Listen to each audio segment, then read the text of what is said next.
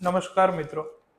આજકાલ ધંધો તો બધા કરે છે, પણ નિયમ મુજબ ના કરો તો મુશ્કેલી આવશે.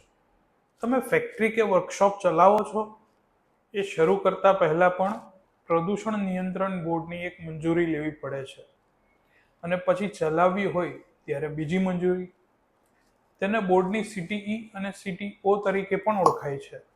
અને જો બોરવેલમાંથી પાણી કાઢો છો તો સીજીડબ્લ્યુબીની પણ મંજૂરી લેવી ફરજિયાત છે, નહીતર સીલ લગાવી દે સરકાર. પછી જો તમે કોઈ વસ્તુ વેચો છો અથવા તો ઇમ્પોર્ટ કરો છો અને એ વસ્તુમાં પ્લાસ્ટિકનું પેકેજિંગ છે, તો સરકાર કહે છે તમારે એ પ્લાસ્ટિકનો હિસાબ પણ સરકારને આપવો પડે છે, જેને ઈપીઆર રજિસ્ટ્રેશન પણ કહે છે.